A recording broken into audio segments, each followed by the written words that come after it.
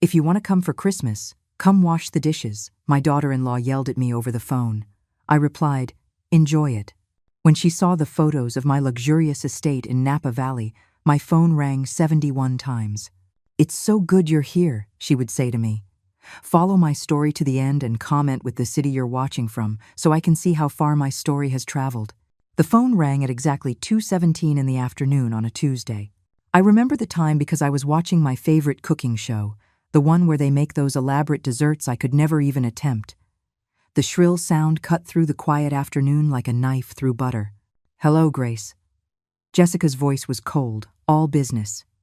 No warmth, no pleasantries. Just my name, said as if it left a bad taste in her mouth. "Oh, hello, dear," I said, muting the television and straightening up in my worn-out armchair. "How are you? How's Michael?" She didn't answer my question. She never did. Instead, she launched directly into what I now realize was a carefully planned humiliation. "I'm calling about Christmas," she said, her tone sharp enough to cut glass. "If you want to be a part of it this year, you can come early to help with the dishes. The food and service will be handled by people who actually know what they're doing." The words hit me like a physical blow. I felt my chest tighten, that familiar ache spreading through my ribs. For a moment, I couldn't breathe. People who actually know what they're doing. As if 37 years of cooking for my late husband and son meant nothing. As if the countless meals I had prepared with love and care were just amateur attempts. "I understand," I managed to whisper, my voice barely audible. "Good. Be here at 2 o'clock sharp. We'll be eating at 4. That way you'll have plenty to clean up afterward." There was a pause, and I could hear her satisfaction through the phone. "Oh, and Grace, don't bring any of your contributions. We have everything covered." The line went dead. She had hung up without a goodbye, leaving me sitting there with the phone pressed to my ear, listening to the dial tone as if it could somehow retract the words I had just heard. I put the phone down with trembling hands and stared at the blank television screen. My reflection looked back at me. A 64-year-old woman with graying hair, pulled back in a simple ponytail, wearing a sweater that had seen better days. When had I become so invisible, so disposable? The memories came rushing back, a familiar flood, as they always did when Jessica reminded me of my place in her perfect little world. It hadn't always been this way. When Michael was young, just the two of us after his father died, we had been a team. He would help me set the table while I cooked our simple meals, and we would talk about his day at school, his dreams, his fears. But then, Jessica arrived. I remember the first time he brought her home. She was 25, 5 years younger than Michael, with perfectly styled blonde hair and clothes that cost more than my monthly grocery budget. She walked through my small apartment as if she were inspecting a crime scene, her nose slightly wrinkled as she took in my second-hand furniture and faded wallpaper. "It's so quaint," she had said, the word dripping with condescension. "Very authentic vintage." Michael had laughed, thinking it was a compliment. I knew better. The changes started small. Michael began declining my invitations for dinner because Jessica preferred restaurants. He stopped calling as often because Jessica thought he was too dependent on his mother. When they got engaged, they didn't ask for my help planning the wedding. "Jessica's mother is handling everything," he explained. "It's just less complicated that way." I should have spoken up then. I should have fought for my place in my son's life. But I didn't want to be the difficult mother-in-law, the one who caused trouble in their marriage. So I stepped back, made myself smaller. I hoped my quiet compliance would earn me some affection, some respect. It never did. After they were married, I became the obligation, the woman they had to invite to holidays out of duty, not desire. I would arrive with homemade dishes that were barely touched, while everyone praised Jessica's catered trays. I would offer to help, only to be told that everything was under control. I would try to connect with Michael, but Jessica was always there, steering conversations away from our shared memories and toward topics that excluded me. The worst part wasn't the exclusion itself. It was watching my son let it happen. Michael, the boy who used to curl up next to me when thunderstorms scared him, who insisted on one more story every night, had become a man who sat silently while his wife treated me like the hired help. I walked to my small kitchen and put the kettle on for tea, a ritual that had comforted me through countless difficult moments over the years. As I waited for the water to boil, I noticed my reflection in the window above the sink. When had I started to look so defeated? When had my shoulders started to curve inward, as if I were trying to make myself disappear? The apartment around me told the story of my diminished life. 1 bedroom, 1 bathroom, a living area that served as a dining room and entertainment center. The furniture was clean but worn, collected over decades from thrift stores and garage sales. The walls were bare, except for a few photographs of Michael growing up photos Jessica had never shown any interest in seeing. I had been living here for 8 years, ever since I could no longer afford the small house where Michael grew up. The rent was manageable on my modest pension, and I had convinced myself it was cozy, not cramped.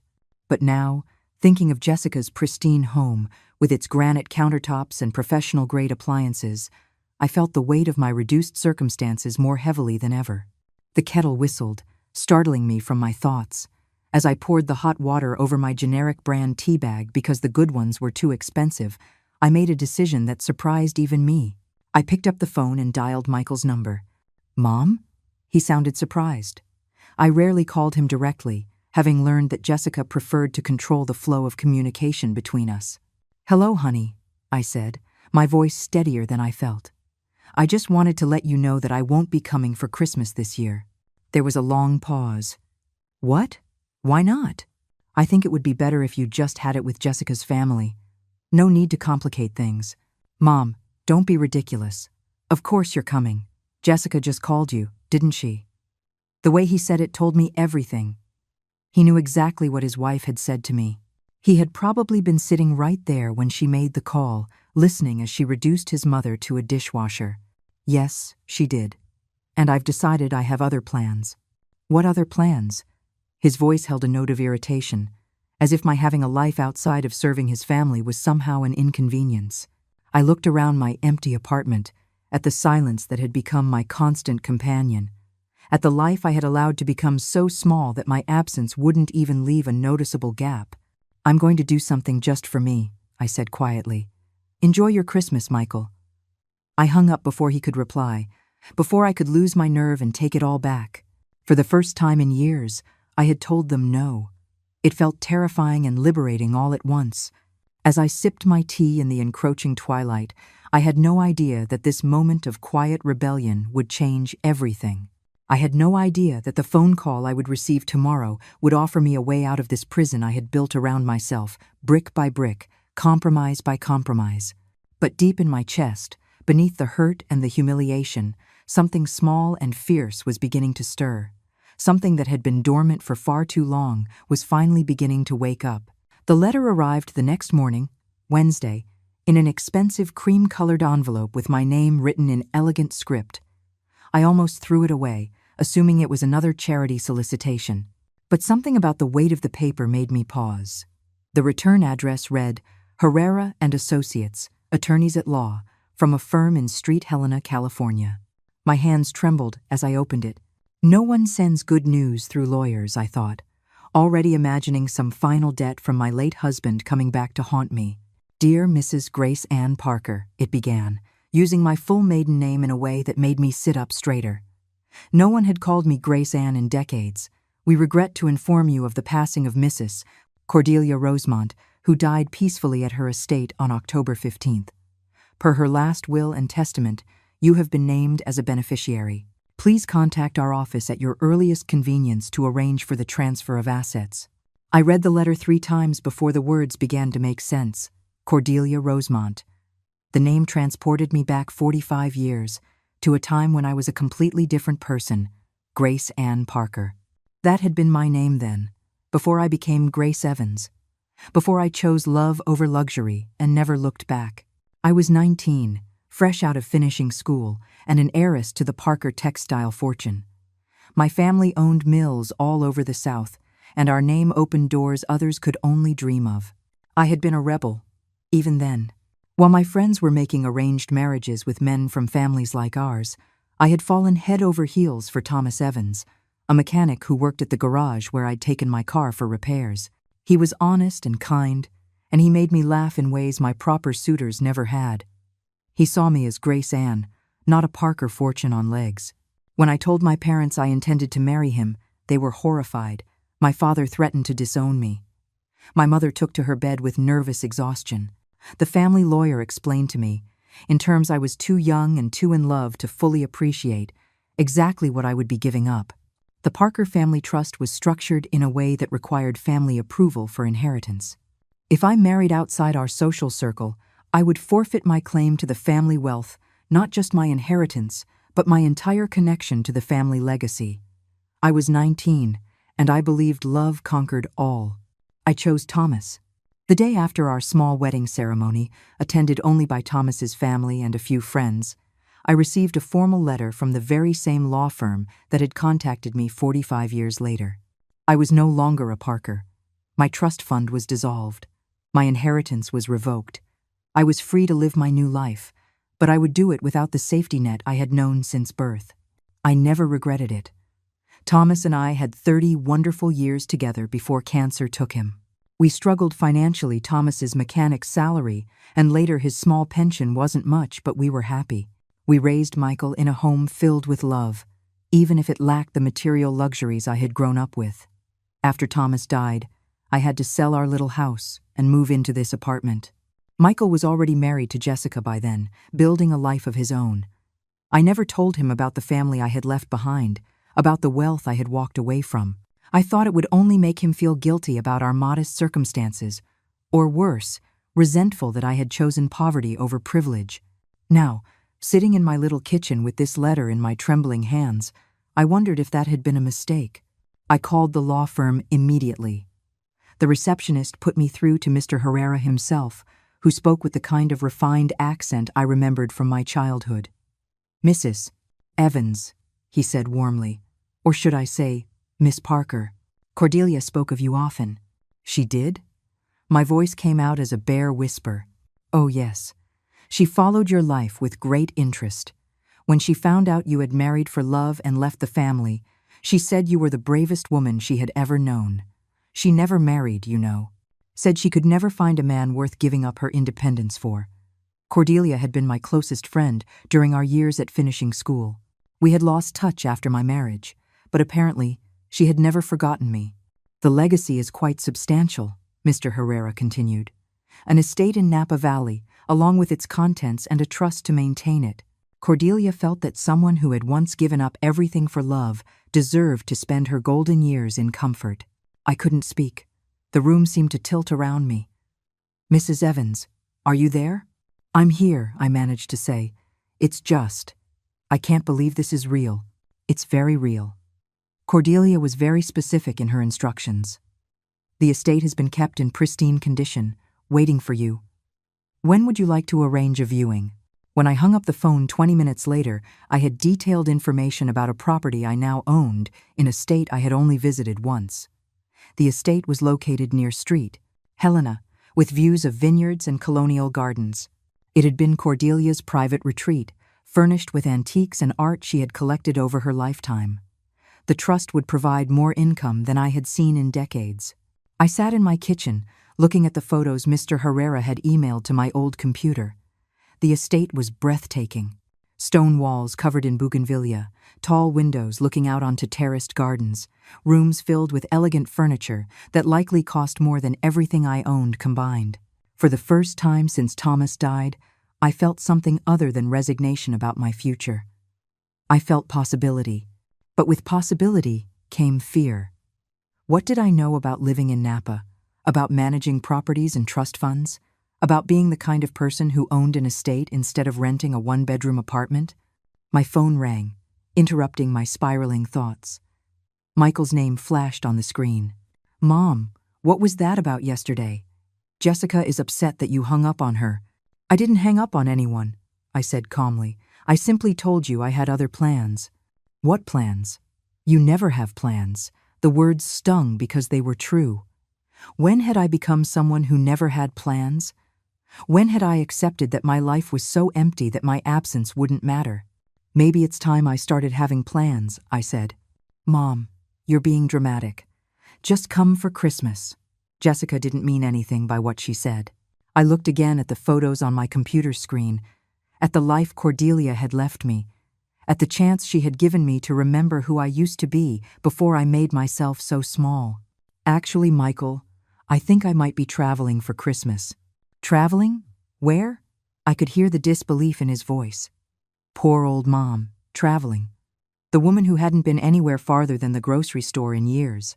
I'm thinking of going out west, I said, surprised at how good the words felt to say. Napa Valley, specifically. There was a long silence. Mom, are you feeling okay? Did you hit your head or something? I laughed, and it felt like the first genuine laugh I'd had in months. No, honey. I think I'm finally starting to feel like myself again. After I hung up, I called Mr. Herrera back. I'd like to see the estate as soon as possible, I told him. Can you arrange for me to fly out next week? Of course. Cordelia would be delighted. As I started to plan my trip, the first real trip I had taken since my honeymoon 45 years ago, I felt something I had almost forgotten existed. I felt excited about my future. Michael and Jessica had no idea that their humiliating phone call had been the catalyst I needed. They thought they were putting me in my place, reminding me that I was the poor relation who should be grateful for scraps of attention. Instead, they had reminded me that I had once been brave enough to choose my own path, even when it cost me everything I had ever known. Maybe it was time to be that brave again.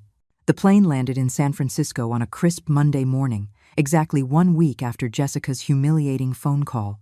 I pressed my face against the small window, watching the city's iconic landmarks emerge from the clouds like something out of a storybook.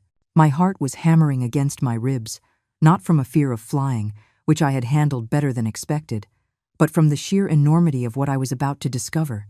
Mr. Herrera had arranged everything. A driver was waiting for me at the airport, holding a sign with my name, my real name, Grace Ann Parker, written in careful script. He was a middle-aged Californian man named Miguel, who spoke with a slight accent that made everything sound more elegant. "Welcome to California, Mrs. Indicator." "Parker," he said, taking my single, worn suitcase. "Mrs. Rosemont spoke of you many times. She was very much looking forward to this day." As we drove through the countryside, Miguel told me about Cordelia's last years. She had lived quietly at the estate, he said, tending her gardens and reading voraciously. She had never married, never had children, but she had maintained friendships with people all over the world through her extensive correspondence. "She received a letter from someone in your city," Miguel said, glancing at me in the rearview mirror. "About 2 months ago. After she read it, she called the lawyers immediately to make sure everything was in order for you." My stomach tightened. "A letter from my city?" "Yes, from a woman who knew your family. She had seen you at the local market and recognized you from old society pages. She wrote to Mrs. Rosemont about how difficult your circumstances seemed to be." I closed my eyes, shame washing over me. Someone had written to Cordelia about poor Grace Evans, the former heiress living in a tiny apartment, shopping with coupons, wearing clothes that had seen better decades. The thought of being pitied by my childhood friend made my cheeks burn. "Mrs. Rosemont wasn't pitying you," Miguel said gently, as if reading my thoughts. "She was angry, very angry. She said it was wrong that someone who had sacrificed so much for love should have to spend her golden years struggling." We turned through a set of iron gates, and my breath caught in my throat. The estate rose before us like something from a dream. 3 stories of honey-colored stone, with bougainvillea climbing the walls and tall windows reflecting the afternoon Sunday. Gardens stretched out in every direction, filled with tropical flowers and perfectly manicured hedges. Beyond the gardens, a swimming pool shimmered like scattered diamonds. "My goodness," I whispered. "Beautiful, isn't it?" Miguel smiled. Mrs. Rosemont always said it was waiting for the right person to truly appreciate it. He parked in front of the main entrance, where an older woman in a crisp gray dress was waiting on the steps. Miguel introduced her as Mrs. Hernandez, the housekeeper who had cared for the estate for the last 15 years. "Miss Parker," she said with a slight curtsy that made me feel simultaneously ridiculous and regal. "Welcome home. Home." The word resonated in my chest as she led me through the front door. The interior took my breath away. High ceilings with ornate moldings, walls covered in silk wallpaper, antique furniture that belonged in museums. Every room we passed through was more beautiful than the last. A library with floor-to-ceiling shelves, a music room with a grand piano, a dining room that could seat 20 people comfortably. Mrs. Rosemont left specific instructions that nothing was to be changed, Mrs. Hernandez said, as we climbed the sweeping staircase to the second floor. She said you would know what to do with it all. She opened the door to what was clearly the master suite. The bedroom was enormous, with French doors opening onto a balcony overlooking the pool. The bed was an antique four-poster, made up with linens that probably cost more than my monthly rent. But it was the writing desk by the window that made me gasp. Sitting on the polished wood surface was a framed photograph I hadn't seen in 45 years. Cordelia and me at finishing school, our arms around each other's shoulders, laughing at something long forgotten. Next to it was a sealed envelope with my name on it. "She left this for you," Mrs. Hernandez said softly. "I'll leave you to read it in private." After she left, I sat at the desk with trembling hands and opened Cordelia's final letter to me. "My dearest Grace Ann," it began, in her familiar script, though shakier now with age. "If you are reading this, then you have finally come home to yourself." I had to stop reading to wipe my eyes. I never forgot the girl who chose love over money, who walked away from everything she had ever known because her heart told her to. You were the bravest of all of us, even if life didn't always reward that bravery as it should have. I followed your story through the years. Yes, I had someone keeping tabs on you. Don't look so surprised. I knew about your happy marriage, your son, your husband's death. I knew when you had to sell your house, when you moved into that tiny apartment. I knew about your daughter-in-law's treatment of you, and it broke my heart. You gave up a fortune for love, and you raised a son who doesn't seem to understand the value of either. But that is his failing, not yours. This estate has been waiting for you, Grace Ann. I've kept it perfect, because I always hoped that one day you would need a place where you could remember who you truly are. Not Grace the obligation, not Grace the disappointment, but Grace Ann, the woman who was brave enough to choose her own path. The trust will provide you with an income of $50,000 a month for the rest of your life, Mrs. Hernandez knows everything about running the house, and she will teach you all you need to know. Miguel will drive you wherever you need to go. All you have to do is live, truly live for the first time in decades. You are 64, my dear friend. You have at least 20 good years ahead of you. Don't waste them being small to make other people feel comfortable. Be magnificent instead. All my love, Cordelia. P.S. I left you my camera collection. Remember how you loved photography in school? Perhaps it's time to take it up again. I sat at that beautiful desk as the sun set over the pool, crying harder than I had cried since Thomas died. But these were not tears of grief or self-pity. They were tears of recognition, of coming home to myself after decades of being lost. Mrs. Hernandez knocked softly and came in with a tea service on a silver tray. "There is soup warming in the kitchen," she said, "and Miguel has brought up your luggage. Shall I unpack for you?" "Yes, please," I said. Then I laughed at how natural the words felt. When was the last time someone had offered to help me with anything? That first night, I lay in the enormous bed with its view of the pool, listening to the unfamiliar sounds of a house that was truly quiet. No traffic, no neighbors arguing through thin walls, no sirens in the distance, just peace. I thought of Michael and Jessica, probably arguing about my strange behavior, wondering what had gotten into sensible old Mom. They had no idea that their cruelty had been the key that unlocked a door I had closed 45 years ago. For the first time since Thomas's death, I fell asleep excited for what tomorrow might bring. The next morning, Mrs. Hernandez showed me the rest of the house. The wine cellar, the conservatory filled with exotic plants, the art studio on the third floor with its north-facing windows. In the studio, I found Cordelia's camera collection, dozens of vintage and modern cameras arranged in glass cases like precious jewels. "Mrs. Rosemont said you were quite the talent with a camera when you were a girl," Mrs. Hernandez said. She hoped you would take it up again. I picked up a sleek digital camera, surprised at how familiar it felt in my hands, despite the decades since I had held one. Through the studio windows, the Napa vineyard stretched out endlessly, begging to be captured. "Mrs. Hernandez," I said, "could Miguel take me into town today? I believe I need to buy some proper clothes." She smiled. "Of course, ma'am. though perhaps you should see the wardrobe Mrs. Rosemont left for you first. In the walk-in closet adjoining the master bedroom, I found a complete wardrobe in my size. Elegant dresses, tailored trousers, cashmere sweaters, even jewelry and scarves. It was all classic, expensive, and timeless. How did she know my size? I asked, running my hand over a beautiful wool coat. She had your measurements from the woman who wrote to her, Mrs. Hernandez said pragmatically. She wanted you to have everything you needed to step into your new life immediately. As I changed out of my discount store clothes and into a perfectly fitting cashmere sweater and wool trousers, I saw myself in the full-length mirror. The woman looking back at me was still recognizably me, but she stood taller, her shoulders back, her chin up. She looked like someone who belonged in a place like this. For the first time in decades, I looked like Grace Ann Parker again. That afternoon, Miguel drove me around the nearby town, where I opened a local bank account and learned about my new financial reality. $50,000 a month was more money than I had seen in years. The banker, a distinguished gentleman who had known Cordelia well, assured me the trust was ironclad and would continue for the rest of my life. Mrs. Rosemont was very specific, he said. You are to want for nothing, ever again. As we drove back to the estate, I asked Miguel to stop at a small cafe overlooking the vineyards.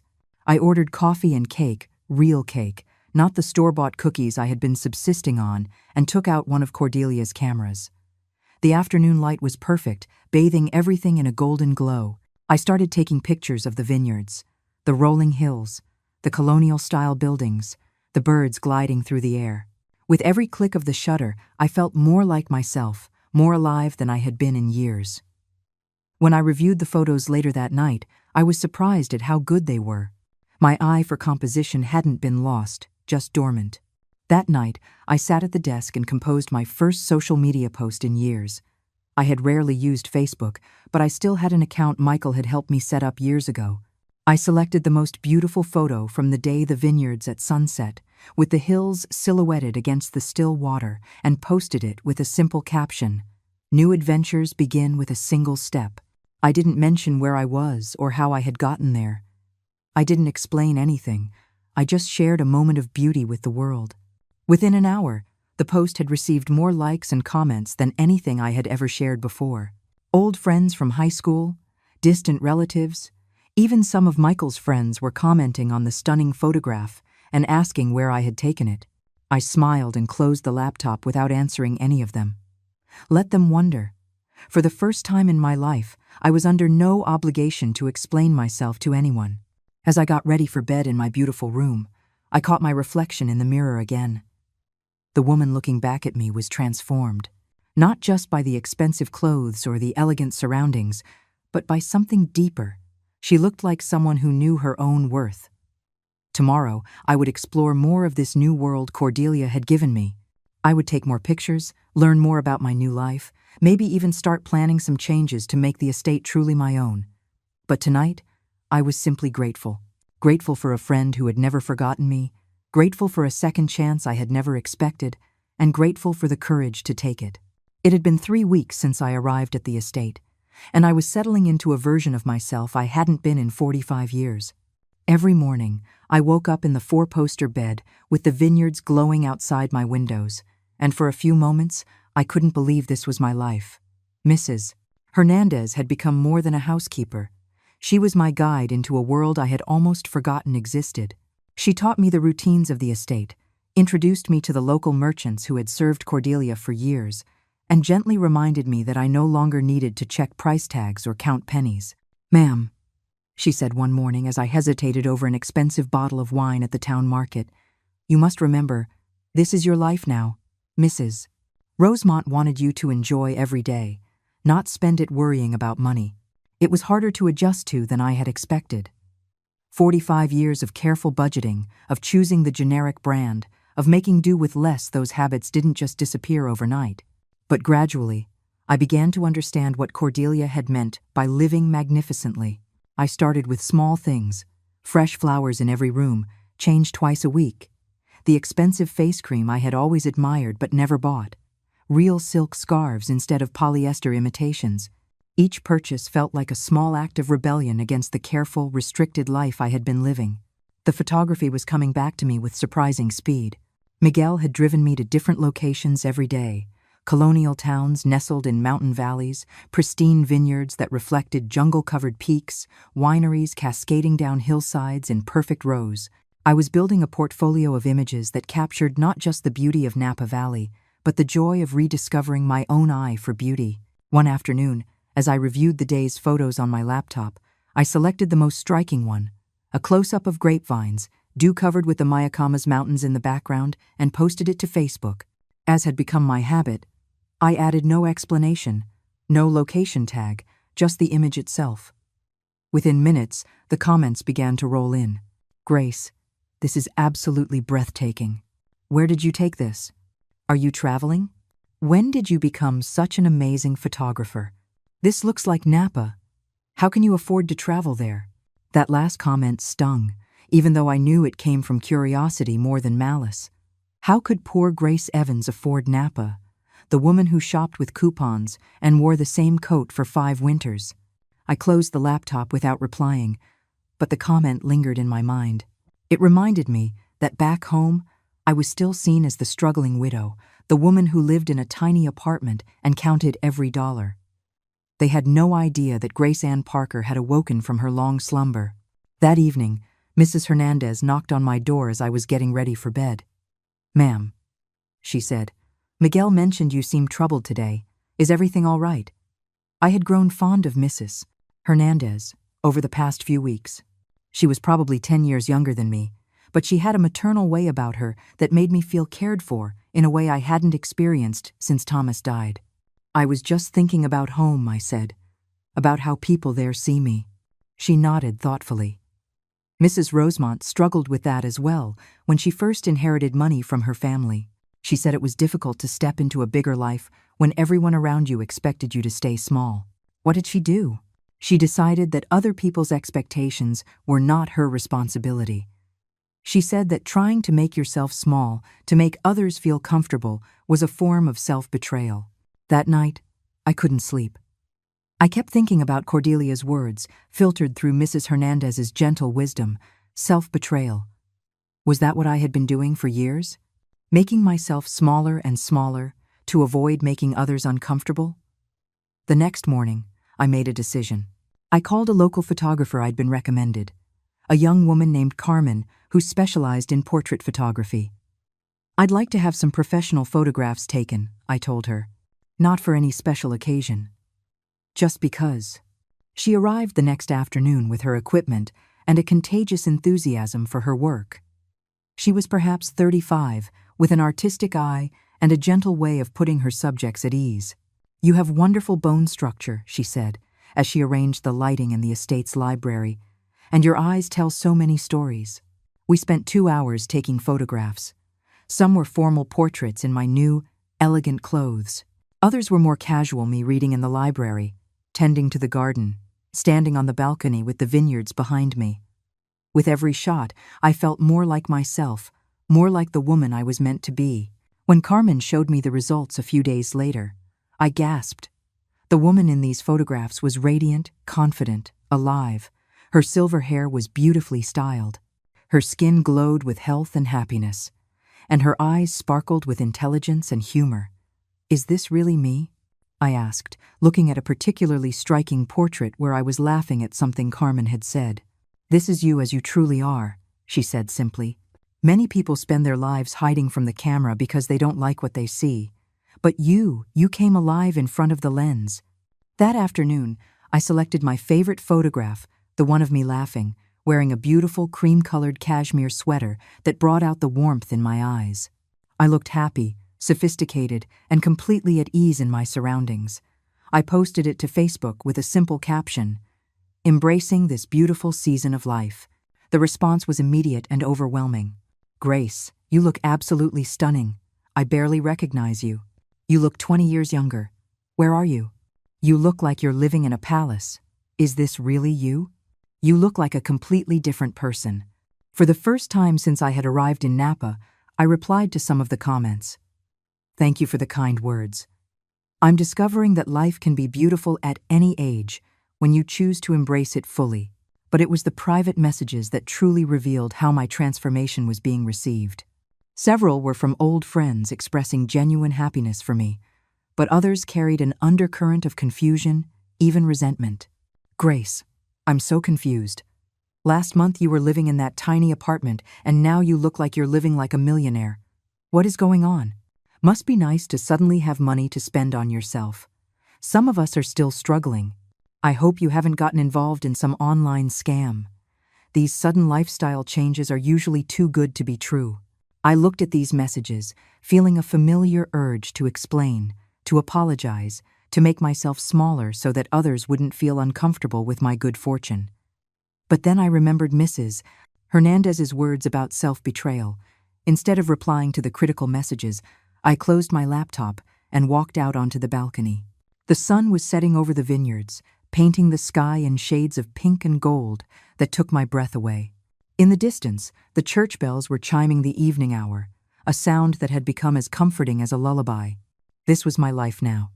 Not because I had won the lottery or married a rich man or done anything morally questionable. This was my life because a dear friend had remembered who I used to be and had given me the chance to become her again. I owed no one an explanation. I owed no one an apology for my good fortune. And I certainly owed no one the right to make me feel guilty for finally living well. Over the next few days, I began to post more frequently. Pictures of my morning coffee on the terrace, the fresh flowers Mrs. Hernandez arranged each day, the books I was reading in the library, the meals Miguel and I shared at charming local restaurants. I didn't caption them with explanations or justifications. I simply shared moments of beauty and joy. The comments continued to pour in, some genuinely happy for me, others increasingly bitter and suspicious. I started to see patterns in who responded with joy and who responded with resentment.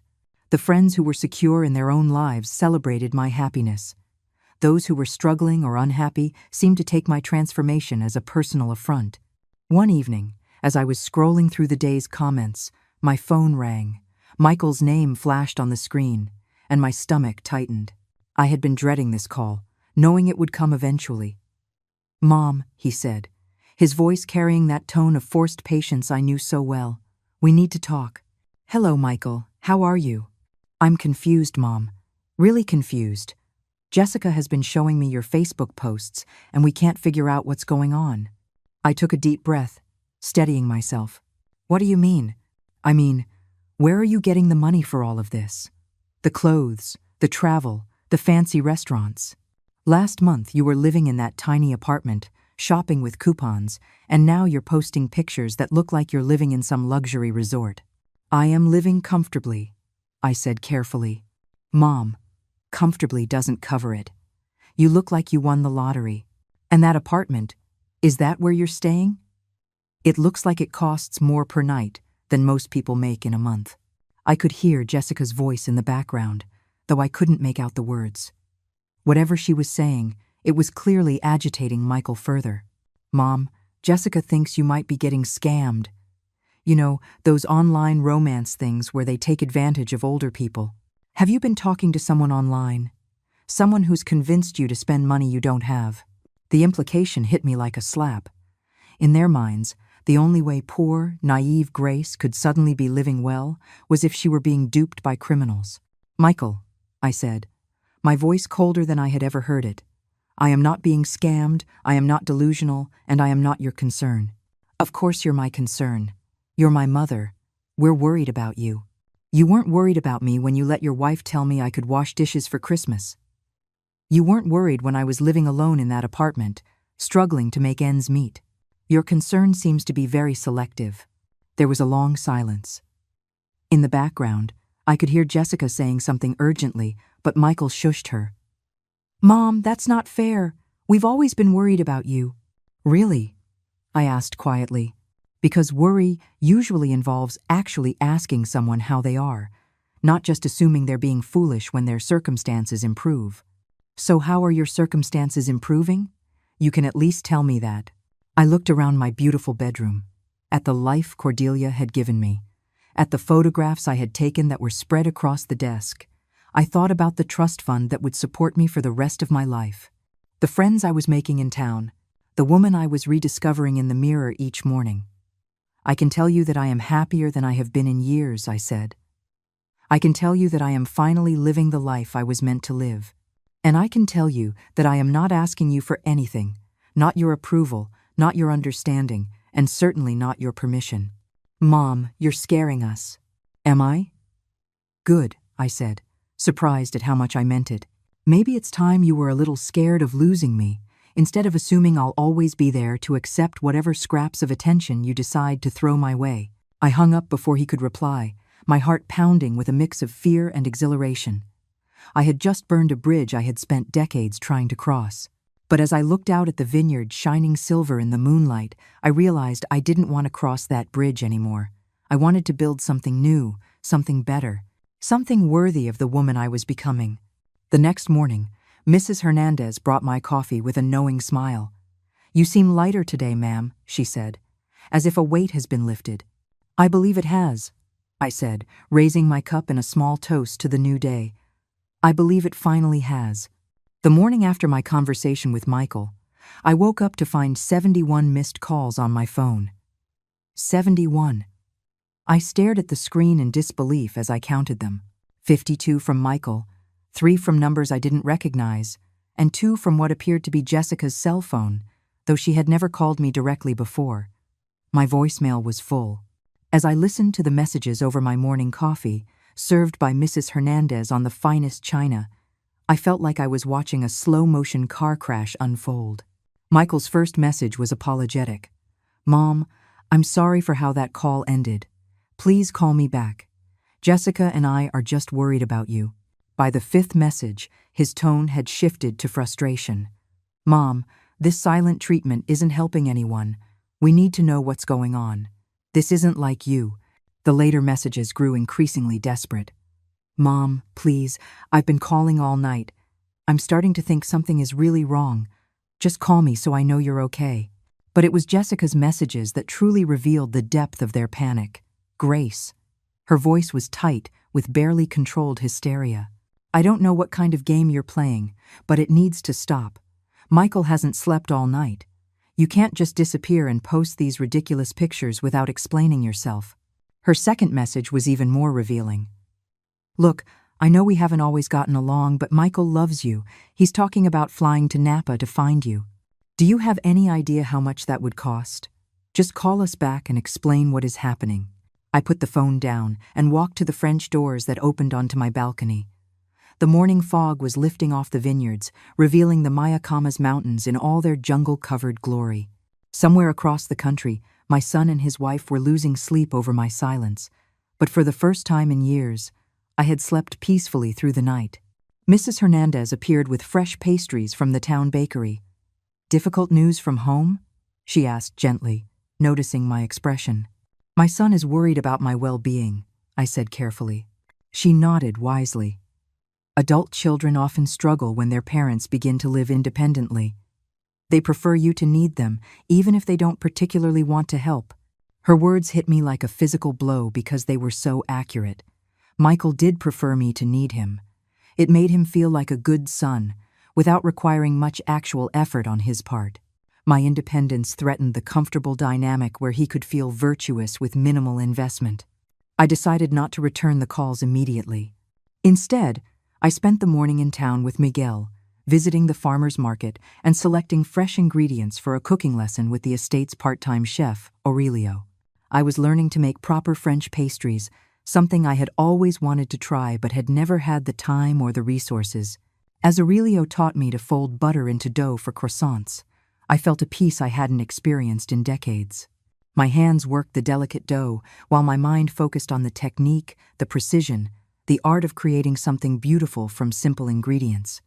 "Magnifique," Aurelio exclaimed as my croissants came out of the oven, golden brown and perfectly flaky. "You have a natural talent, ma'am." I photographed the croissants on the marble countertop, with the morning light streaming through the kitchen windows. The image was simple but elegant. The golden pastries, a cup of coffee in fine china, and in the background, a glimpse of the vineyards through the window. I posted the photo with a caption, Learning new skills at any age brings such joy. Today's accomplishment: homemade croissants. The response was immediate and intense. Within an hour, the post had dozens of comments, but these were different from the previous ones. There was an edge of desperation to many of them. Grace, your son has been posting everywhere looking for you. Please, call him. Are you okay? Michael says you're not answering your phone. This is getting ridiculous. Just tell people where you are and how you're affording this lifestyle. But it was the direct messages that truly revealed the firestorm I had unleashed. From a neighbor: Grace, I ran into Michael at the grocery store, and he is beside himself. He thinks you might be having some kind of mental breakdown. He showed me your pictures, and honestly, I'm confused too. How did you go from struggling to pay rent to living like this? From an old coworker: I don't mean to pry, but some of us are wondering if you might be in some kind of trouble. The sudden lifestyle change, the mysterious location, not answering your family's calls, it all seems very suspicious. From Michael's friend's wife: I hope you know what you're doing. Michael is devastated. Jessica says he's been up for 2 straight days, trying to figure out where you are. Is it really worth destroying your relationship with your only son? That last message made me put the phone down with trembling hands. Destroying my relationship with my only son, as if I were the one who had spent years allowing that relationship to deteriorate through neglect and disrespect. My phone rang again. This time, it was a number I didn't recognize with a local area code from home. Hello? I answered cautiously. Mrs. Evans? This is Officer Martinez with the local police department. Your son filed a wellness check request.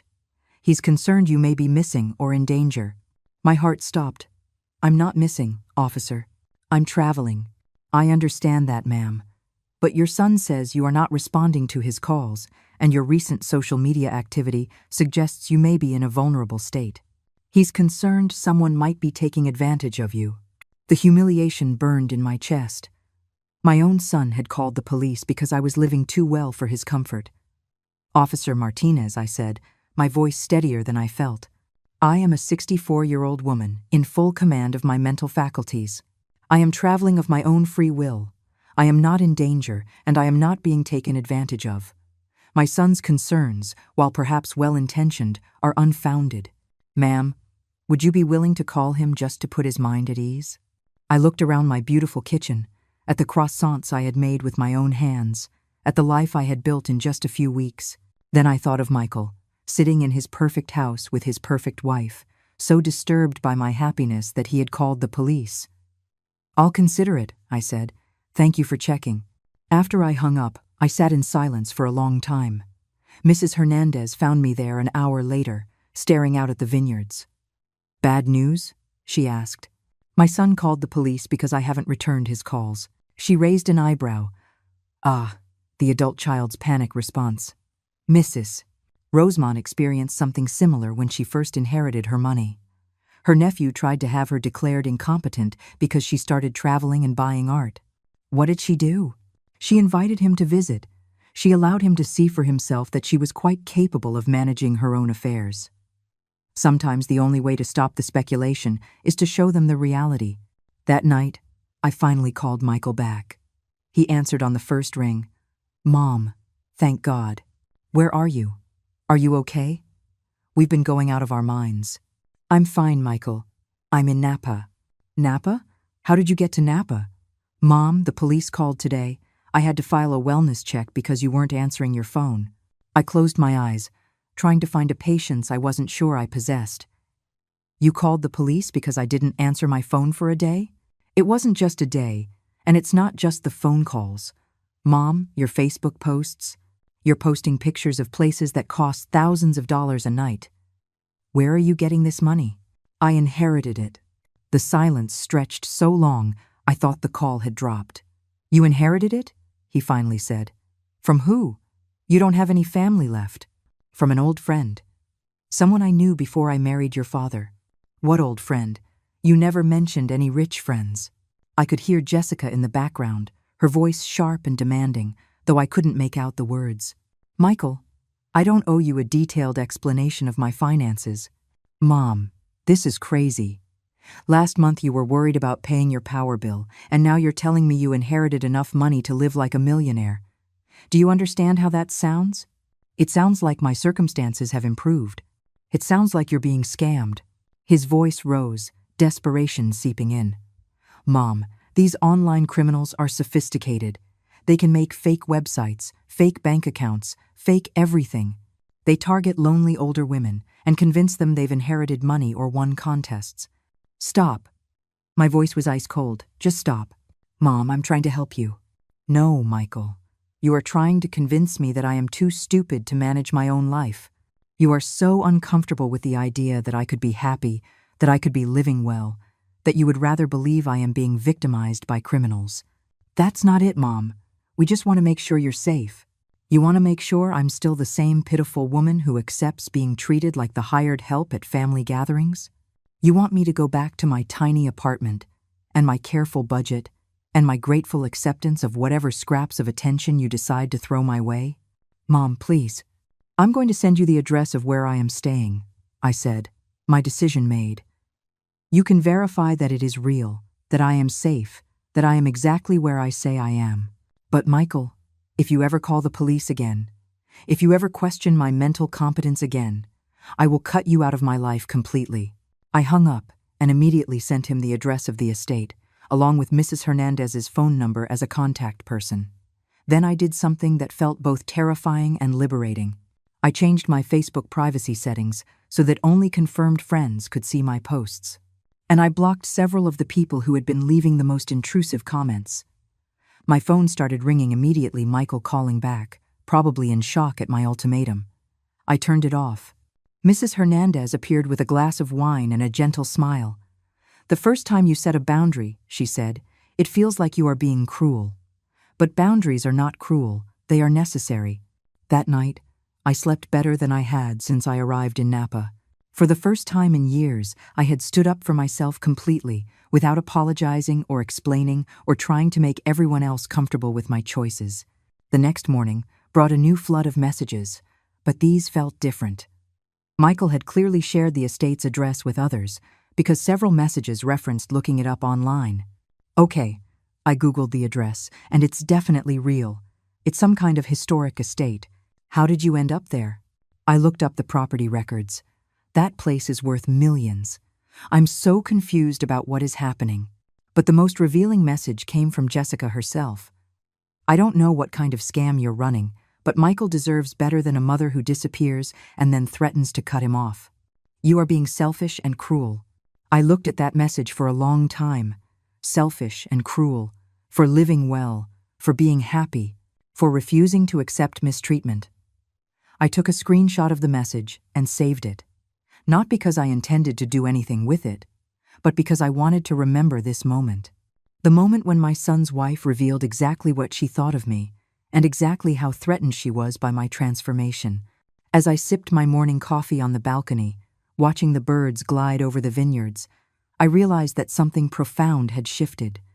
I was no longer afraid of their disapproval. I was no longer desperate for their acceptance. For the first time in my adult life, I was free. But freedom, I was about to learn, came with a price. And Michael and Jessica were not finished trying to drag me back into the small, manageable life they preferred me to live. It had been 2 months since I'd last spoken with Michael, and the silence had become a gift I didn't know I needed. Christmas was approaching. My first Christmas in Napa.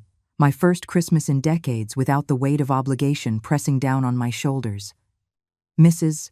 Hernandez had decorated the estate beautifully with garlands of fresh bougainvillea and white lights that reflected in the swimming pool like fallen stars.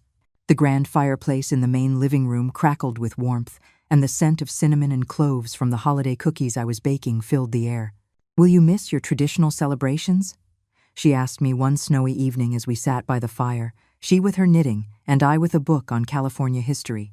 "I thought I would," I said honestly, "but I don't."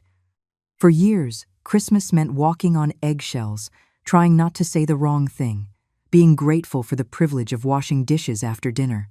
This feels like the first real Christmas I've had in decades. She smiled wisely. "Mrs. Rosemont used to say that the holidays revealed the truth about relationships. The people who truly love you want you to be happy. The others want you to be useful. That wisdom proved prophetic when my phone rang on December 23rd. Michael's name flashed on the screen, and after a moment's hesitation, I answered. "Hello, Michael." "Mom." His voice was different, smaller somehow, less certain. "How are you?" "I'm well. How are you?" We're fine. Listen, Mom, I wanted to call before Christmas. I've been thinking about everything that happened, and I want to apologize." I put my book down, surprised. Apologize for what, specifically? For calling the police? For assuming you were being scammed? For not trusting you to know your own mind? He paused, and I could hear him struggling with the words. "Jessica and I drove past your old apartment last week, and seeing it empty really hit me. You're really gone." "Yes, I am. I looked up that estate online. It's incredible, Mom. I had no idea you had connections to that kind of wealth. There's a lot you don't know about me, Michael. A lot I never told you." "Why didn't you? About your family? About your past?" I stood and walked to the window, watching the snow fall silently on the manicured gardens. "How do you explain to your grown son that you had hidden your past to protect him from feeling guilty for choices made before he was born? Because I wanted you to love me for who I was, not for what I had given up. And because I was afraid you would think less of your father if you knew what I had left behind to marry him. I could never think less of Dad. I know that now. But I was very young when I made those choices, and I thought I was protecting you both." There was a long silence. Finally, Michael spoke again, his voice thick with emotion. "Mom, I owe you more than an apology. I owe you, God, I don't even know where to start. The way we treated you, the way I let Jessica talk to you, the way I just assumed you would always be there no matter how little effort I put in. It was wrong. All of it was wrong." Tears pricked my eyes, but they weren't tears of sadness. They were tears of relief, of vindication, of a burden finally being acknowledged. "What made you change your mind?" I asked quietly. "Honestly? Seeing how you've been living without us? The pictures you post, the confidence in your voice. You're happier without us, aren't you?" I could have lied. I could have rushed to reassure him, to minimize my happiness so he wouldn't feel bad. But that would have been the old Grace, the one who made herself small to comfort others. "Yes," I said simply, "I am happier." He let out a shaky breath. "That's what I was afraid to hear, and what I deserve to hear. Michael, I don't want you to feel guilty for my happiness, but I need you to understand that I am not going back to the way things were. This isn't a phase or a rebellion.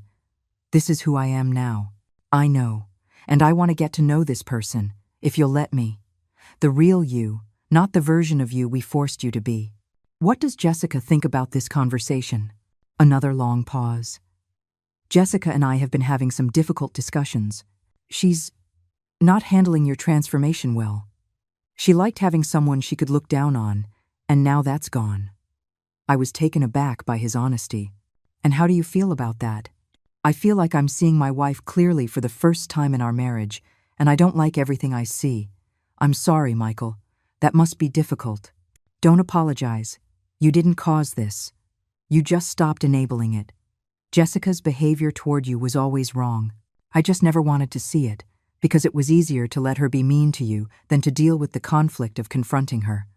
The admission hung between us, raw and honest. "Where do we go from here?" he asked. "That depends on what you want, and what you're willing to change. I want my mother back, the real one, not the diminished version we created, and I'm willing to do whatever it takes to earn that, even if it means setting boundaries with my wife. Especially if it means that." That evening, I called Miguel into the living room. "Miguel, I'd like to extend an invitation to my son to visit in the new year. Just him. Can you arrange for the guest room and help with the travel logistics?" Miguel smiled. "Of course, ma'am. It will be good to have family here who appreciates what you have built." Over the next few days, Michael and I spoke several more times. He was genuinely interested in my new life, asking about the estate, the town, my photography. For the first time in years, we had real conversations. Not the stilted exchanges of obligation, but genuine communication between two adults who cared about each other. He told me about his job, his struggles with Jessica's increasing demands for status and control, his regret over the years he had wasted trying to please a wife who was never satisfied.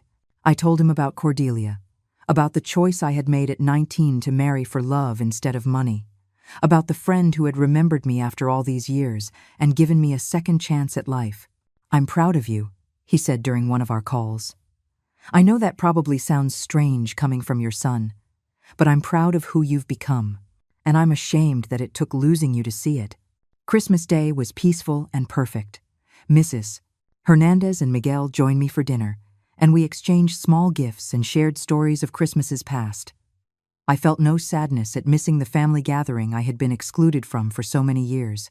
Instead, I felt grateful for my new life, for the friends who had become family, and for the son who was finally ready to meet his mother as she truly was. Michael arrived in Napa on January 15th, looking nervous and uncertain as Miguel drove him up the winding path to the estate. I watched from the window as he got out of the car and just stood for a moment, taking in the bougainvillea-covered stone walls and the elegant windows. When Mrs. Hernandez led him into the living room where I was waiting, his eyes were wide with wonder. "Mom," he said, and his voice broke slightly. "This is incredible." I stood to hug him, and for the first time in years, the hug felt genuine on both sides. "Welcome to my home," I said, and I meant it completely. Over the next week, I showed Michael everything: the town, the gardens, the views from every window. I introduced him to Aurelio, who taught him to make the same croissants he had taught me. We took long walks by the pool, and I photographed him laughing as he tried to feed the swans.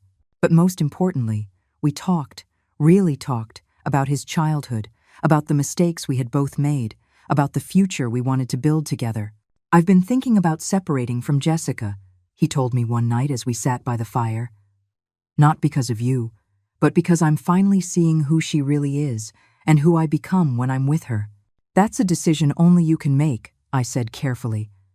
"But I can tell you that life is too short to spend it with people who make you smaller." "Is that what we did to you? Made you smaller?" "Yes, but I let you. I chose to shrink instead of fighting for space. That was my mistake. And now, I looked around my beautiful home, at the life I had built from the ashes of the old one, at the son who was finally ready to see me as I truly was. Now I take up all the space I need," I said, "and I don't apologize for it." On his last night, Michael and I sat on the balcony, wrapped in blankets, watching the lights of the town reflect in the dark water of the pool. "I know this might sound selfish," he said, "but I hope you'll come visit sometimes. Not back to the old life, but just to visit. I want to show people who my mother really island." "I'll think about it," I said. "But Michael, you need to understand. This is my home now. This is where I belong." "I know. And I'm happy for you. Really happy." As Miguel drove him to the airport the next morning, I felt a peace I had never experienced before. I had reclaimed my relationship with my son, but on my own terms, I had set boundaries, and I had held them. I had refused to shrink back into the shape they had preferred me to keep. 3 months later, Michael called to tell me that he and Jessica were getting a divorce. She had been furious about my bad influence and had demanded that he choose between his mother and his wife. "I chose you," he said simply. "Actually, I chose myself. But choosing myself meant choosing you, too." That afternoon, I posted a new photograph on Facebook, a sunset over the vineyards, with the ruins silhouetted against the golden sky. The caption read simply, "Every ending is a new beginning." The comments were warm and supportive now, mostly from people who had come to understand that my transformation was real and permanent. The bitter voices had gradually faded away, blocked or simply choosing to disengage when they realized I was not going back to being the person they could pity or control. But it was Michael's comment that made me smile the most. "So proud of my amazing mother. Can't wait to visit again soon." As I closed my laptop and prepared for another peaceful evening in my beautiful home, I reflected on the journey that had brought me here. A cruel phone call from my daughter-in-law, meant to put me in my place, had instead awakened something in me I thought was lost forever. I was Grace Ann Parker again, not the frightened 19-year-old who had given up everything for love, but the woman she had grown into, confident, independent, unashamed to take up space in the world. Cordelia had been right. I had 20 good years ahead of me when she left me this gift, and I intended to live every one of them magnificently. Outside my windows, the vineyards stretched endlessly toward the horizon, reflecting the stars that were beginning to appear in the darkening sky. Somewhere across the country, there was a Christmas table where my absence had once been mandated, where I had been told I could wash the dishes if I wanted to participate. But here, in my beautiful home by the vineyards, surrounded by people who valued me for who I was instead of what I could provide, every day was a celebration. I was finally, completely, free. Now, I'm curious about you who listened to my story. What would you do if you were in my shoes? Have you been through something similar? Comment below. And in the meantime, I'm leaving on the final screen 2 other stories that are channel favorites, and they will definitely surprise you. Thanks for watching this far.